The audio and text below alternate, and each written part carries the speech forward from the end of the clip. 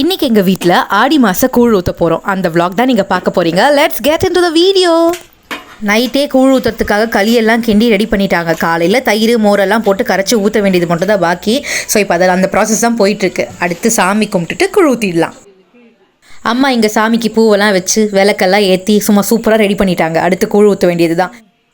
இப்போ இந்த குடம் எடுத்துகிட்டு போகிறாங்களே, அது மேலே சாமி இருக்குது. அந்த குடம் எடுத்துகிட்டு போயிட்டு மறுபடியும் ரிட்டர்ன் வரும். அந்த வந்ததுக்கு அப்புறம் தான் கூழ் ஊற்றணுமா.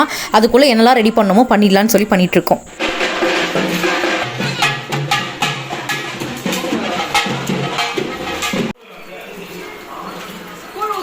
பாத்திரத்துல வாங்கி வச்சுக்கணும். நீங்க எப்போனாலும் சாப்பிடலாம். சரியா?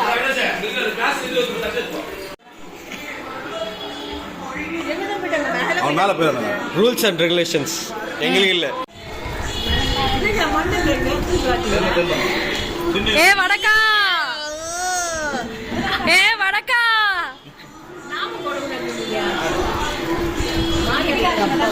ஏ வடக்கா.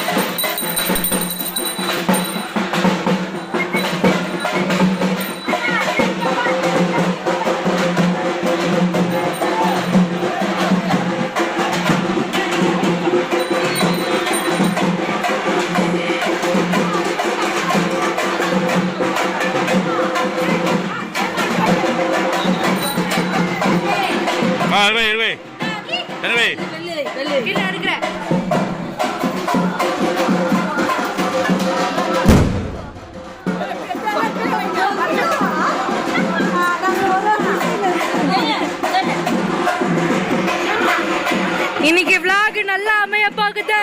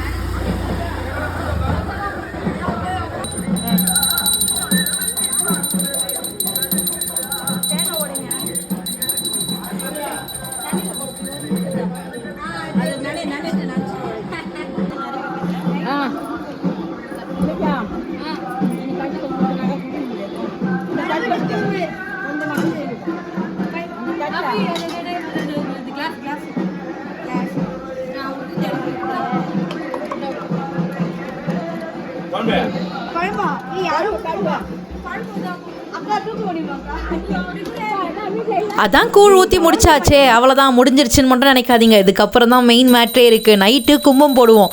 கொழுக்கட்டை, சிக்கனு, மட்டனு, மீன், முட்டன் எல்லாமே வச்சு சாமிக்கு படைச்சி சாப்பிட்டு முடிச்சு படுத்தா பாதி நைட்டில் சாமி ஊர்வலம் வரும். அதை பார்த்து முடிச்சாதான் கூழ் ஊற்றுற டேவே முடிஞ்சுதுன்னு அர்த்தம். இந்த வருஷம் சாமி அலங்காரம் எனக்கு ரொம்ப பிடிச்சிருந்தது. அப்படியே கண்ணுக்கு நிறைவாக இருந்தது, அழகாக இருக்காங்கல்ல. ஸோ இதில் மொத்தம் எத்தனை சாமி இருக்காங்க அப்படின்றத கமெண்ட் பண்ணுங்கள். அண்ட் இதே மாதிரி உங்கள் வீட்டில் நீங்கள் கூழ் ஊற்றுவீங்களா இல்லையா அப்படின்றதையும் கமெண்ட் பண்ணுங்கள். Okay, bye, will see you in another video.